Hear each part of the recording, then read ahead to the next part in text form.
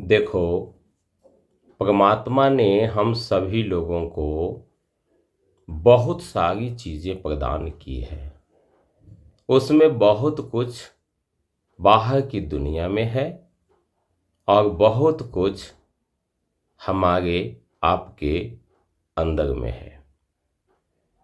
परमात्मा ने जो बाहर की चीज़ें दी है, वो सब के सब चीज़ अस्थाई है, परिवर्तनशील है।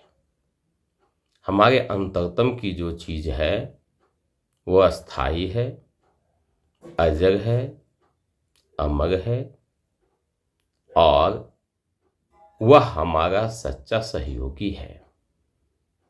हम जिन चीज़ों को लेकर दुनिया में परेशान होते हैं, हम जिन चीज़ों को बाहर की दुनिया में ढूंढते हैं, सच्चा सुख, शांति, वह हमारे अंतरतम में है।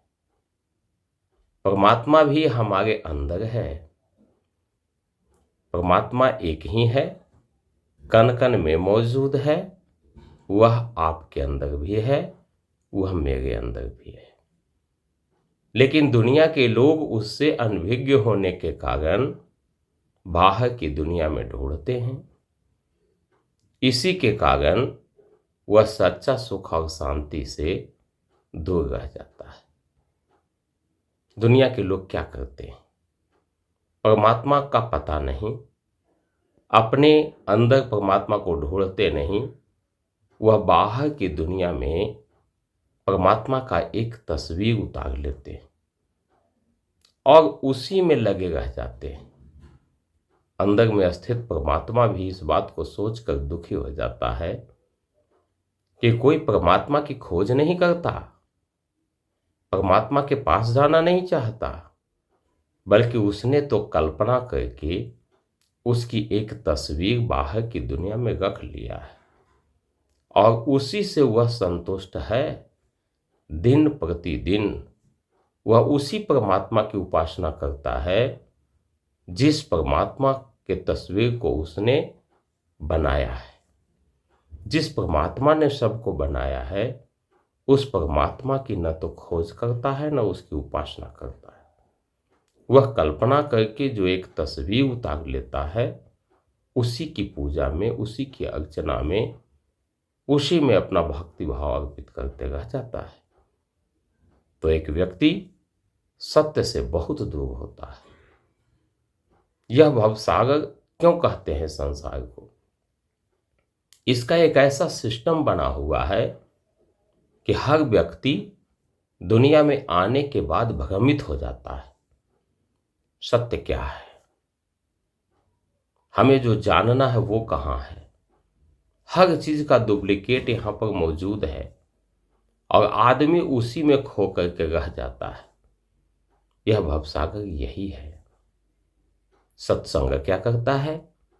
हमें दुनियादारी में जो ज्ञान की बातें हैं, इससे अलग करके और अपने अंदर जो परमात्मा मौजूद है, उस परमात्मा से हमारा संपर्क जोड़ता है। इसलिए हम सच्चे सुख और शांति की प्राप्ति करते हैं। यदि आप अपने बुद्धि विवेक का उपयोग करें, बात पर विचार करें, तो सचमुच आप सही रास्ते पर पहुंचेंगे। और यदि आप विचार नहीं करते हैं, दुनिया के लोग जो कर रहे हैं उसका मात्र देखा देखी करते हैं, उसके अनुरूप चलते हैं, तो सत्य से दूर हैं, सत्य से दूर रहेंगे। इसलिए सत्य का ज्ञान पाने के लिए बात पर विचार करना बहुत जरूरी है, न कि किसी बात को ऐसे ही मानते रहना है। हम सभी लोग जानते हैं वह परमात्मा हमारे अंदर है, आपके अंदर है, फिर भी उस चीज को जानने का प्रयास नहीं करता है। क्यों? क्योंकि वह संसार के भ्रम में पड़ गया है और वह बाहरी दुनिया के चीज में ही उस चीज को ढूंढना चाहता है।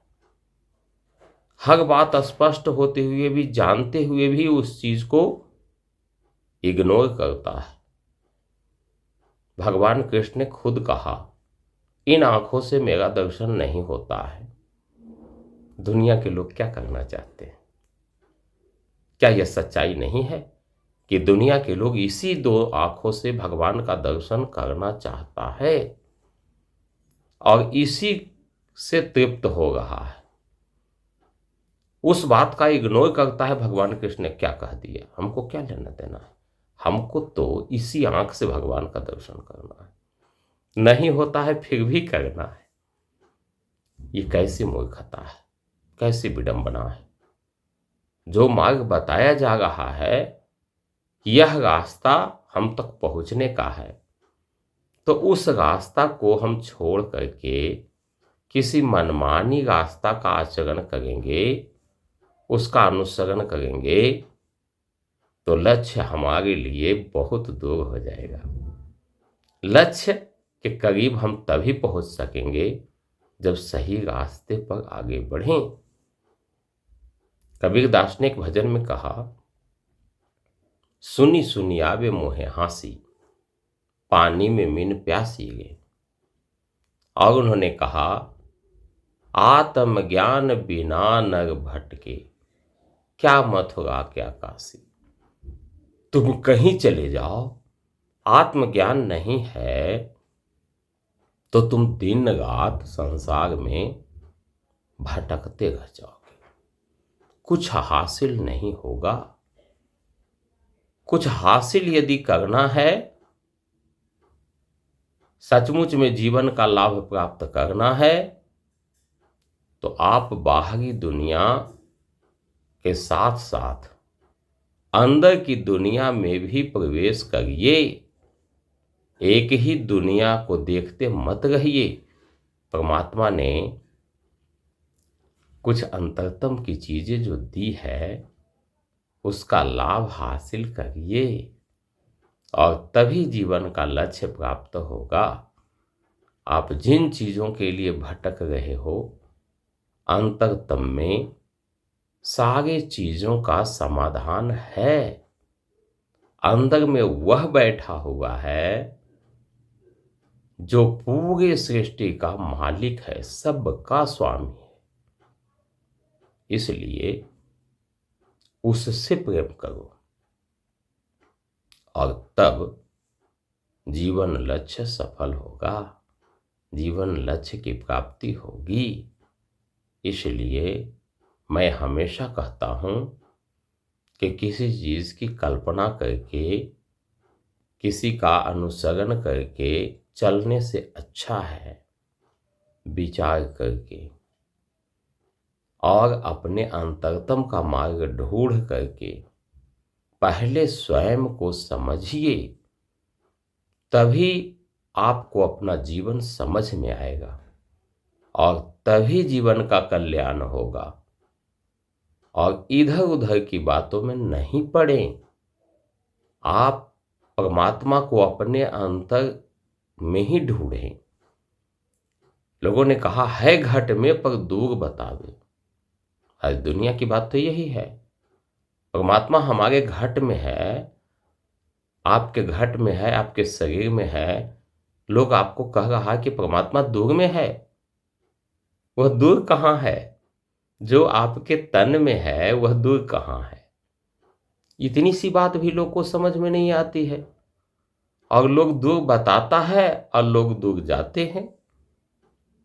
लोगों ने यह भी कहा कि जिसने दूर समझा परमात्मा उसके लिए दूर हो गया और जिसने नजदीक समझा उसके लिए परमात्मा नजदीक हो गया। तो हमें दूर समझना अच्छा है या नजदीक समझना अच्छा है? हमें अपने अंतर में खोजने की जरूरत अच्छी लगती है कि बाहर दुनिया में भटकने में अच्छा लगता है? ये सब बात का विचार आपको खुद करना चाहिए और यदि विचार नहीं करते हैं तो उस परमात्मा से बहुत दूर रहेंगे, उसका सानिध्य प्राप्त नहीं होगा और बाहरी दुनिया की बातों में ही भटका करेंगे। एक संत जो अपने अंदर गोता लगाता है, जो अपने अंतरतम में जाता है, उसे बाहर कहीं जाने की आवश्यकता नहीं है, क्योंकि अंदर में जो खजाना है, अंदर में जो परमात्मा का दर्शन होता है, उसकी तुलना में बाहर की दुनिया तो कुछ है ही नहीं। तो जो एक बार वहां पहुंचता है वह बार बार वहां पहुंचता है। इसलिए एक बार उस परमात्मा को जानने का पूरी श्रद्धा के साथ, पूरे लगन के साथ, पूरी तत्परता के साथ जरूर प्रयास करें, वरना इस संसार में आना ही व्यर्थ हो जाएगा। अपने जीवन को समझें और समय का कीमत समझते हुए, मोल समझते हुए जल्द से जल्द उस परमात्मा को ढूंढने का प्रयास करें। बाहर कभी नहीं ढूंढें, आप अपने अंदर में ही ढूंढें और उसके लिए मार्गदर्शन करने वाले सद्गुरु को ढूंढें। जब तक गुरु की प्राप्ति नहीं होगी, आपका मार्ग आसान नहीं होगा, आप बहुत दूर रहेंगे। इसलिए उस गुरु के पास जाइए जो ये कहता हो कि परमात्मा आपके अंदर है और आपके अंदर ही उसका मिलन होगा। जो दूर बताता है कि परमात्मा दूर है, ऐसे गुरु से आप दूर रहिए। जो ये कहता है कि परमात्मा दूर है, उस गुरु से ही दूरी बनाइए, क्योंकि वह आपको कभी नजदीक आने नहीं देगा। तो कबीरदास ने कहा है घट में पर दूर बता। दूर की बात निराशी, परमात्मा अंदर है और लोग दूर बता रहा है। यही तो हमको भ्रम में डाल रहा है, यही तो हमको मोह में डाल रहा है, यही तो हमको उससे मिलने से दूरी बना रहा है। वैसे व्यक्ति से दूरी बनाना है और जो कल्पना की दुनिया में ले जाए कि ऐसा करो, परमात्मा कभी न कभी तुम्हारे ऊपर कृपा करेगा, तो कल्पना में मत बहिए। वास्तविकता में जीवन बिताइए, वास्तविकता में भक्ति कीजिए, वास्तव में परमात्मा का साक्षात्कार करिए। हर चीज में वास्तविकता लाइए, कल्पना की दुनिया में मत खोए रहिए। तभी आपका जीवन सार्थक होने वाला है, सफल होने वाला है। धन्यवाद।